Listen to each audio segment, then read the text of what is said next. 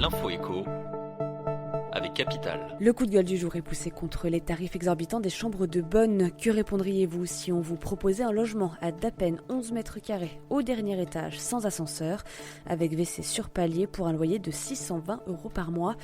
Il y a fort à parier que vous soyez scandalisé, et pourtant, ces locations au rapport prix-surface abominable prospèrent dans les zones tendues comme Paris ou Lyon. Dans ces villes, la concurrence est rude pour trouver un logement et le rapport de force joue donc en faveur des bailleurs. Encadrement des loyers, taxes apparues sur les micro-logements. Les tentatives pour limiter les loyers prohibitifs de ces chambres de bonne n'ont pas, hélas, été très concluants, comme le rappelle Capital.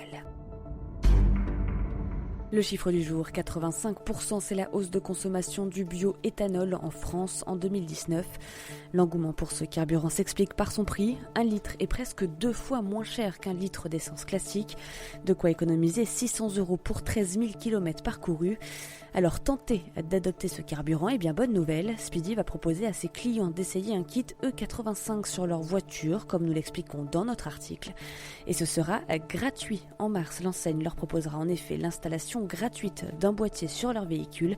Ils pourront tester ce boîtier pour une durée déterminée. Au terme de la période d'essai, les clients pourront soit acheter le boîtier, soit le restituer au garage Speedy sans rien avoir à payer.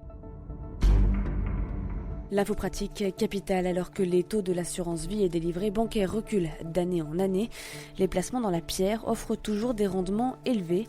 Logements classiques ou meublés, SCPI, parking, les choix pour investir sont nombreux.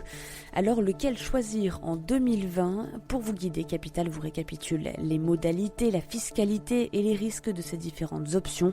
Sachez par exemple qu'investir dans le neuf avec le dispositif Pinel peut s'avérer hasardeux. Près d'un investisseur en Pinel sur 2 perdrait de l'argent.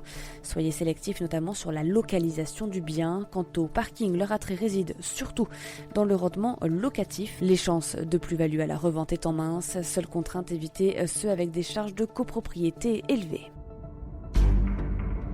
On termine avec Orange qui veut augmenter le tarif de certains forfaits. Il y a quelques mois, l'opérateur historique a envoyé un mail aux abonnés des forfaits Open 2 heures et Open Up 2 heures pour leur indiquer une augmentation de 3 € par mois en échange des appels illimités.